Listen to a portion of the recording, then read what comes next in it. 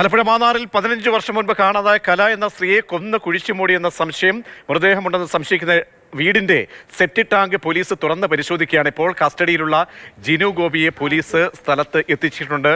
അവിടെ നിന്നുള്ള തത്സമയ വിവരങ്ങളുമായി രഘുനാഥ് നാരായണൻ ചേരുന്നതാണ്. രഘു, വളരെ പ്രമാദമായ ഒരു കേസ്.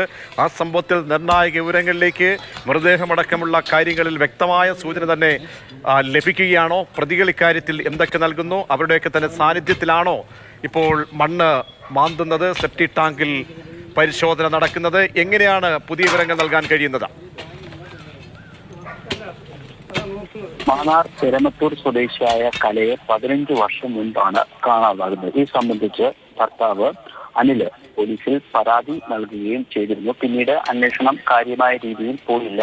ഇവർ ആരുടെയോ പോയതാകാം എന്നുള്ളൊരു നിഗമനത്തിലായിരുന്നു നാട്ടുകാരും ബന്ധുക്കളും ഒക്കെ ഉണ്ടായിരുന്നത്. 2 മാസം മുൻപാണ് അമ്പലപ്പുഴ പോലീസ് സ്റ്റേഷനിൽ കലയുടെ തിരോധാനവുമായി ബന്ധപ്പെട്ടൊരു ഊമക്കത്ത് എന്ന് പറയുന്നത് അഡ്രസ്സോ അല്ലെങ്കിൽ അതാരാണ് എന്ന് അറിയാൻ പറ്റാത്ത രീതിയിൽ പോലീസ് സ്റ്റേഷനിലേക്കൊരു കത്ത് ലഭിക്കുന്നു. ഈ അന്വേഷണത്തിന്റെ അടിസ്ഥാനത്തിലാണ് കലയുടേത് കൊലപാതകമാണ് എന്നുള്ളൊരു നിഗമനത്തിലേക്ക് പോലീസ് എത്തുന്നത്. നിലവിൽ 5 പേരാണ് പോലീസിന്റെ കസ്റ്റഡിയിലുള്ളത്. കലയുടെ ഭർത്താവായ അനിലിന്റെ ബന്ധുക്കളാണ് ഈ 5 പേരും. ജിനു ഗോപി എന്നുള്ള ആളാണ് നിലവിൽ സംഭവ സ്ഥലത്തുള്ളത്. ഇയാൾ കൃത്യം അല്ലെങ്കിൽ ആ കൊലപാതകം നടന്ന ശേഷം മൃതദേഹം എവിടെയാണ് കുഴിച്ചിട്ടത് എന്നൊക്കെ പോലീസ് ഉദ്യോഗസ്ഥരെ കാണിച്ചു കൊടുക്കുന്നത് നമുക്ക് ദൃശ്യങ്ങളിൽ നിന്ന് വ്യക്തമാണ്. വീടിന്റെ തൊട്ട്, അതായത് ഒരു 4-5 സെന്റിലുള്ള ഒരു സ്ഥലമാണ്. ആ വീടിനോട് ചേർന്നായിരുന്നു പഴയ കുളിമുറിയും ഒപ്പം തന്നെ സെപ്റ്റിക് ടാങ്കും ഉണ്ടായിരുന്നത്. പുതിയ വീട് കഴിഞ്ഞപ്പോഴും ആ പഴയ കുളിമുറി പൊളിച്ചു കളഞ്ഞില്ല. എന്താണ് ഈ ഇത്രയും നല്ലൊരു വീട് വെച്ചിട്ട് ആ പഴയ കുളിമുറി പൊളിച്ചു കളയാത്തതെന്നൊക്കെ നാട്ടുകാർ ചോദിച്ചപ്പോൾ ഒരു വാസ്തുശാസ്ത്ര പ്രകാരം അത് പൊളിക്കേണ്ട എന്നൊരു നിർദ്ദേശം നൽകിയിരുന്നു എന്നുള്ളതാണ് അനിൽ ബന്ധുക്കളോടും അയൽക്കാരോടുമൊക്കെ പറഞ്ഞിരുന്നത്. എന്തായാലും 15 വർഷം മുൻപ് നടന്നൊരു കൊലപാതകമാണ്.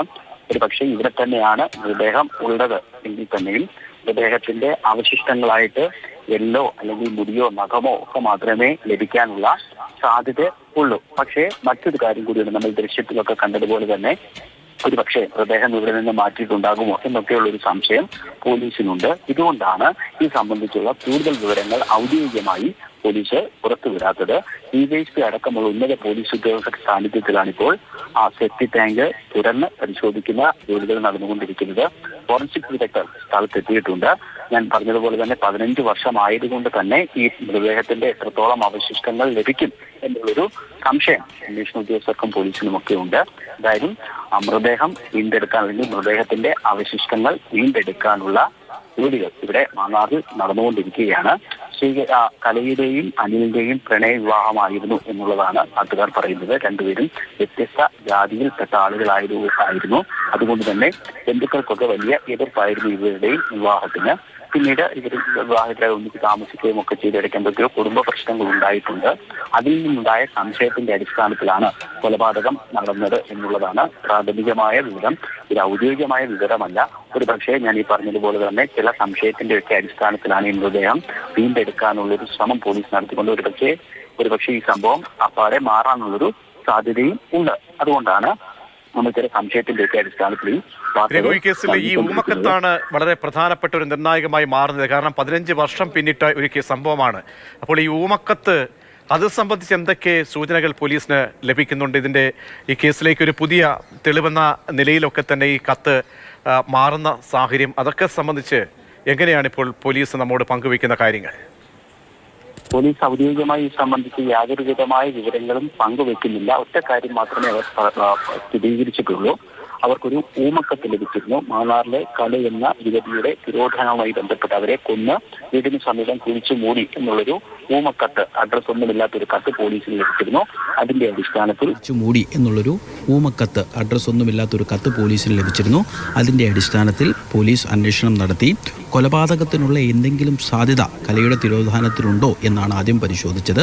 അപ്പോൾ സ്വാഭാവികമായിട്ട് തന്നെ 15 വർഷത്തിലേക്ക് പിറകിലേക്ക് പോകണം, പല ആളുകളെ കാണണം. അങ്ങനെ അന്വേഷിച്ച് സ്വാഭാവികമായി തന്നെ കലയും ഈ പറയുന്ന അനിലും തമ്മിൽ ചില ദാമ്പത്തിക പ്രശ്നങ്ങൾ ഉണ്ടായിരുന്നു എന്നുള്ളൊരു വിവരത്തിൻ്റെ അടിസ്ഥാനത്തിലാണ് ഈ അനിലുമായി ബന്ധപ്പെട്ട ആളുകളെ കേന്ദ്രീകരിച്ച് അന്വേഷണം നടത്തിയത്. ഈ കസ്റ്റഡിയിലുള്ള 5 പേരും ബന്ധുക്കളാണ്, വളരെ അടുത്ത ബന്ധുക്കളാണ്. അനിലിൻ്റെ വളരെ അടുത്ത ബന്ധുക്കളാണ് ഈ കസ്റ്റഡിയിലുള്ള 5 പേരും. അത്തരത്തിൽ നമുക്ക് ചില വിവരങ്ങൾ അനൗദ്യോഗികമായി ലഭിക്കുന്നതാണ്.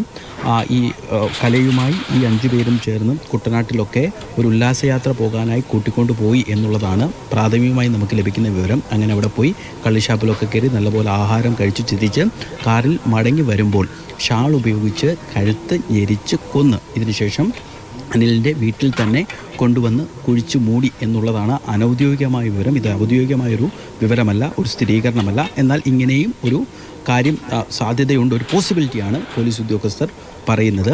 പക്ഷേ ഈ മാന്നാർ എന്ന് പറയുന്നത് ഈ തൊട്ടടുത്ത് പണ്ട് വർഷങ്ങൾക്ക് മുമ്പ് ഈ ധാരാളം ഇഷ്ടികച്ചൂളയൊക്കെ ഉണ്ടായിരുന്ന സ്ഥലമാണ്. അതായത് നമ്മൾ ചെളി ചുട്ട് കട്ടയെടുക്കുന്ന അത്തരത്തിൽ ഇഷ്ടികച്ചൂള ഉണ്ടായിരുന്ന ധാരാളം കളങ്ങളുള്ള സ്ഥലമാണ്. അപ്പോൾ ചില ആളുകൾ പറയുന്നത് ഇവിടെ നിന്ന് മൃതദേഹം അത്തരത്തിൽ ഏതോ ഒരു ചൂളയിൽ കൊണ്ടുപോയി ദഹിപ്പിച്ച് കളഞ്ഞിട്ടും ഉണ്ടാകാം. ഇതൊക്കെ ഒരുപക്ഷെ ഈ നാട്ടിലെ സ്വാഭാവികമായിട്ട് തന്നെ ആളുകളൊക്കെ ഒരു അങ്ങോട്ടും ഇങ്ങോട്ടും പറയുന്ന വർത്തമാനങ്ങളാണ്. എന്തായാലും അത്തരത്തിലുള്ള സാധ്യതകളൊക്കെ പോലീസ് പരിശോധിക്കുന്നുണ്ട്. പോലീസിൻ്റെ ഒരു അനുമാനം ഈ മൃതദേഹത്തിൻ്റെ അവശിഷ്ടങ്ങൾ ഈ വീടിൻ്റെ പരിസരത്ത് നിന്ന് ലഭിക്കും എന്നുള്ളത് തന്നെയാണ്.